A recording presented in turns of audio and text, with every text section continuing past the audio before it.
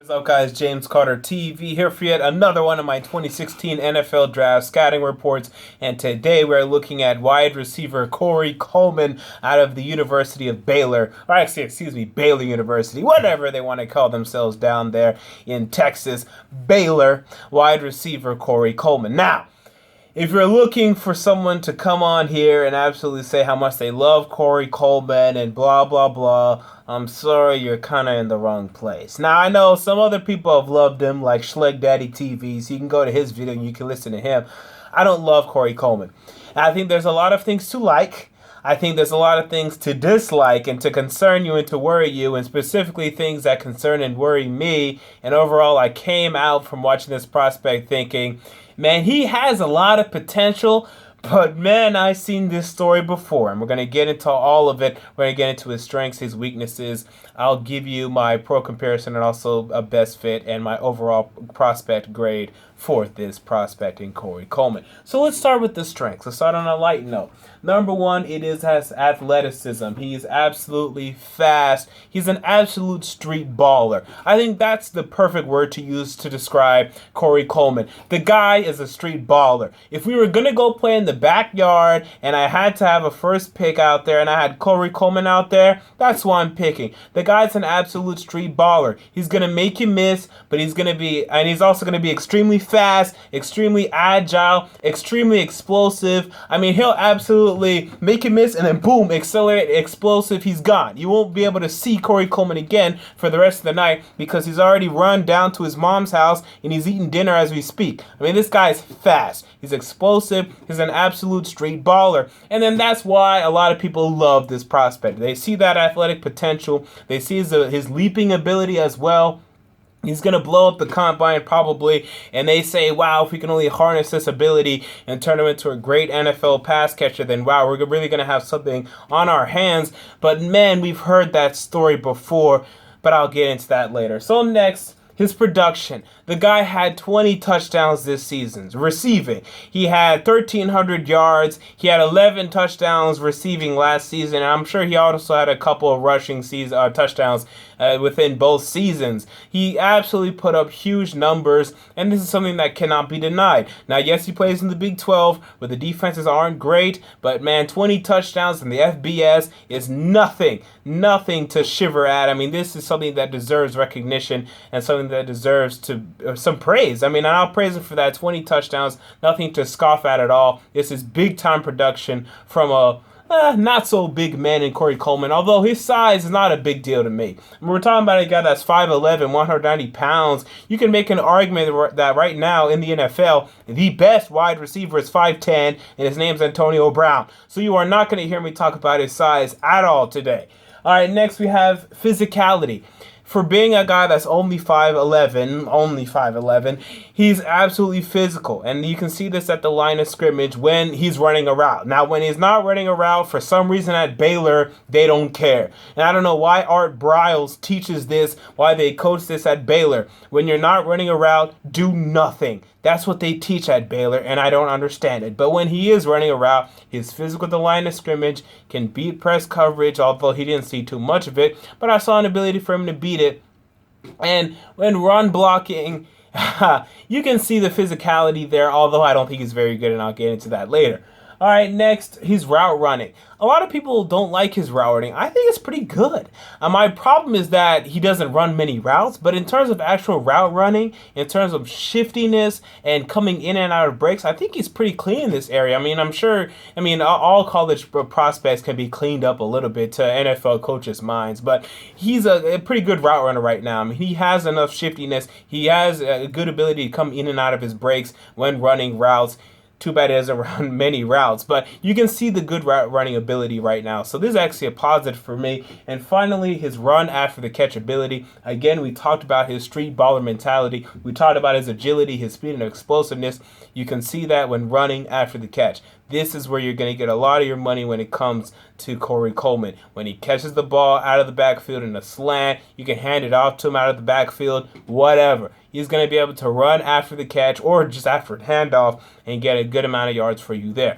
Now, with all of that said, why don't I like Corey Coleman? Well, let's start with it. Number one,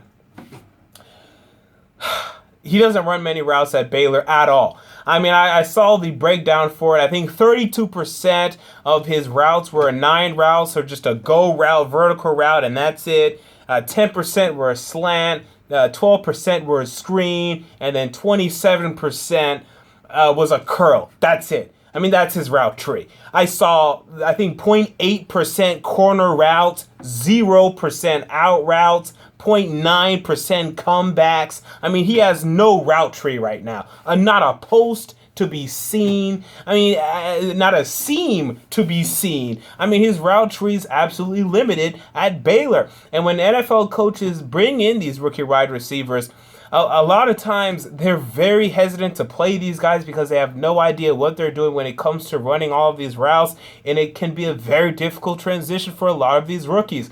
I experienced this twice as a Tennessee Titans fan, watching Dorial Green-Beckham go into the NFL, watching Justin Hunter go in the NFL, and also Kendall Wright going to the NFL. 3 wide receivers that did not come from offenses that were big on the route tree, and you could see the tough transition for these kids, and none of them have turned into a number 1 wide receiver yet. Now, Dorial Green-Beckham has shown a lot of potential, but so has the 2 before him, and those guys are not good number 1 at all, or aren't even number 1 wide receivers at this point. So it's a big concern, and it's been the death of a lot of wide receivers. Look at anyone on the St. Louis Rams. Kenny Britt, Tavon Austin, Stedman Bailey, Chris Givens, Brian Quick. None of these guys can run the route tree, and it's all killed them. These are all athletic kids, so fast, so quick. Kenny Britt so tall. Doesn't matter because they don't know the route tree. They can't learn it. They can't do anything about it, and then that's been their story so far. I mean, this is a big issue, and I don't want to completely. That doesn't mean that he's going to be bad, because you have a guy like Josh Gordon who had no idea of a route tree, but you can see his athletic talent. He's so gifted. He comes out. He plays great anyway. You can see a guy like, I'm talking about a lot of Baylor kids, but it's a lot of Baylor problems here. That Terrence Williams came from Baylor, and you're seeing these issues. I mean, Baylor, they don't set their wide receivers up for a lot of success in the NFL, and this is something that remains consistent in all of the prospects that they've sent to the NFL thus far. Next, he has a lot of drops, and a lot of drops. I saw 2 reported stats, one that said 14%, another said 11.9%. Either way, it's too high. And a lot of times it's concentration drops.